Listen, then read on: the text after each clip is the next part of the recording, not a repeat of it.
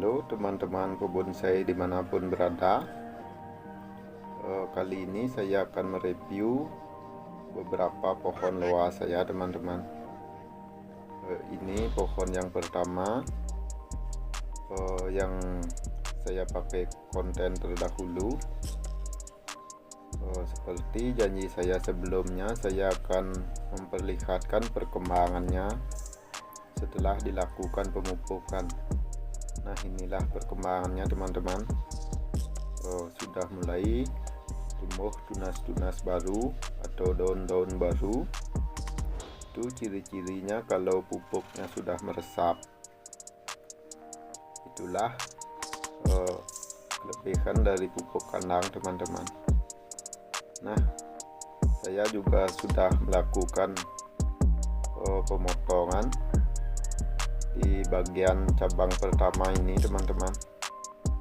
Ini sebenarnya dulunya tidak akan dipakai, tapi untuk menarik perkembangan akar ini, makanya cabang itu dipelihara agar pertumbuhan akarnya merata, teman-teman. Dulunya akarnya yang di bawahnya itu kecil, teman-teman. Ini dilakukan sistem potong. Ini sudah mulai menutup kambiumnya, teman-teman.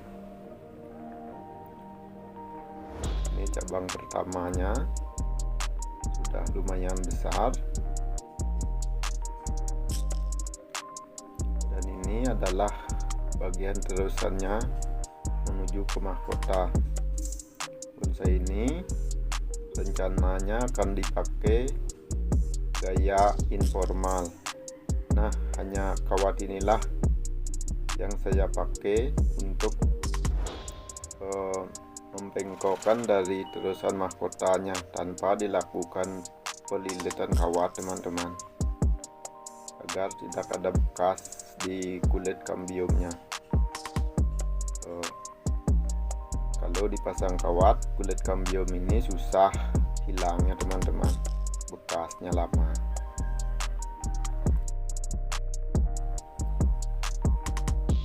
Saya juga sudah melakukan pemotongan di bagian backnya, teman-teman. Di bagian backnya itu sudah saya potong karena pembesarannya sudah cukup. Samping itu masih ada keraguan di hati saya untuk memakai backnya, teman-teman, karena ada dua pilihan. Ini juga rencananya dipakai backnya, dan yang ini itulah pilihan yang masih dilema menurut saya. Mana yang bagus, saya masih ragu. Nah, beginilah kelemahannya jika kita menggunakan pupuk kandang, teman-teman. Ada rumput-rumput liar yang tumbuh. Ini untungnya sudah dikasih penutup dengan menggunakan media seadanya. Rumput-rumput liar inilah yang banyak tumbuh jika kita menggunakan pupuk kandang. Tapi untuk kesuburan tidak usah diragukan. Ini penutup seadanya untuk mengurangi pertumbuhan rumput-rumput liarnya, teman-teman. Bonsai loa ini didesain ukuran XL, teman-teman. Makanya pemotongan cabangnya agak panjang karena nantinya akan terkejar oleh batangnya.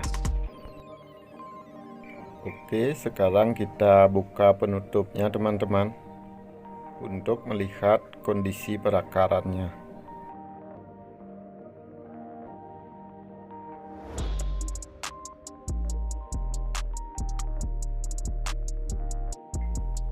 Oke, sekarang kita lihat koleksi loa saya yang satunya, teman-teman.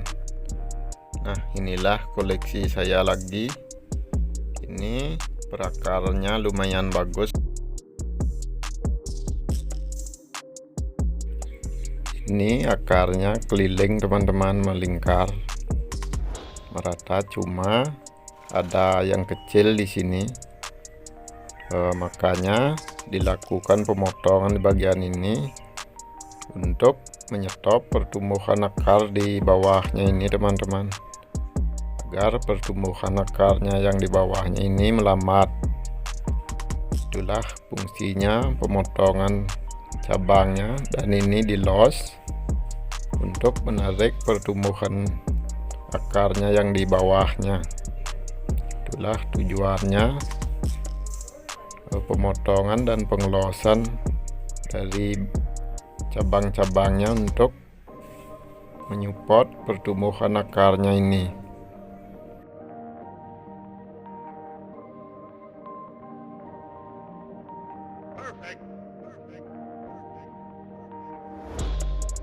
Ini adalah bonsai loa hasil dari budidaya cangkok teman-teman.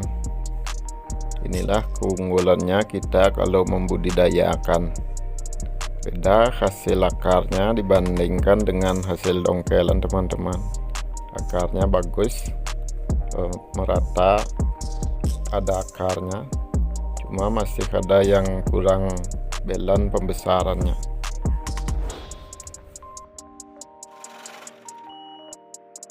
Oke teman-teman, jangan beranjak dulu, karena masih ada pohon lain yang akan saya tunjukkan pada teman-teman.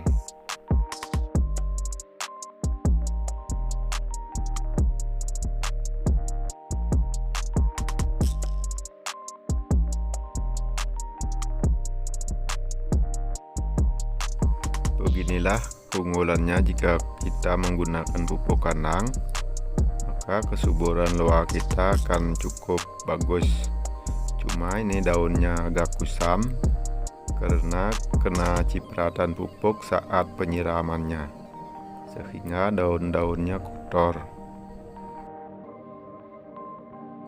Nah, inilah pohon yang ketiga. Beginilah kelemahannya kalau kita menggunakan pupuk kandang, akan tumbuh rumput-rumput liar yang banyak. Tapi itu tidaklah masalah, kita bisa lebih menghemat biayanya.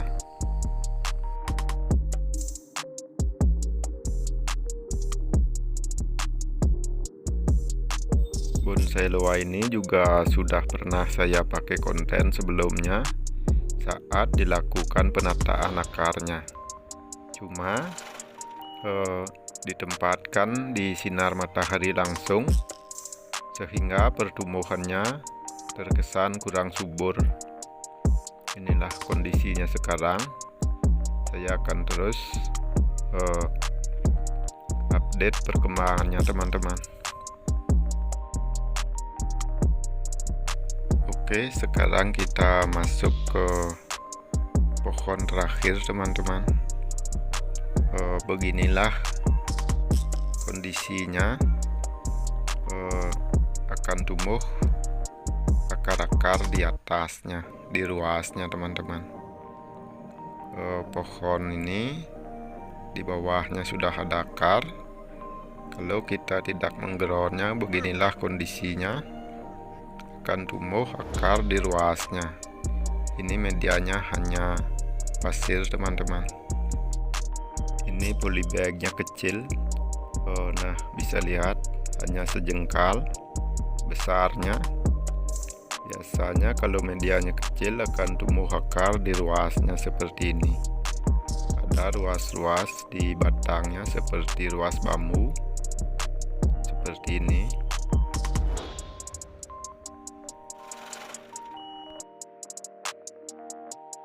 Kalau kita menimbunnya seperti ini, bayangkan di ruasnya ditimbun seperti ini, maka akan tumbuh akar-akar yang banyak. Itulah kenapa di konten sebelumnya saya suruh teman-teman untuk memotongi pucuk-pucuknya agar tumbuh tunas baru yang banyak, sehingga akan tumbuh akar seperti ini. Dalam kondisi seperti inilah kita harus mengasih pupuk yang banyak agar akar-akar kecil ini narik membesar, sehingga suatu saat nanti akarnya akan besar dan merata seperti ini teman-teman. Itulah tekniknya membuat akar loa agar lebih merata pertumbuhannya. Nah, seperti inilah kondisi atasnya teman-teman. Teman-teman bisa lihat sendiri, saya potong-potongi pucuk-pucuknya sehingga tumbuh ranting-ranting yang banyak seperti ini.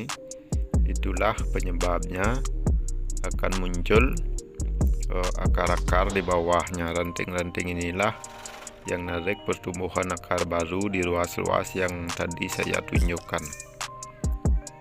Oke, untuk sementara hanya itu yang dapat saya bagikan. Teman-teman bisa ikuti perkembangan dari tanaman-tanaman loa yang tadi saya tunjukkan di konten-konten saya ke depannya. Salam satu hobi dari Gianyar Bali.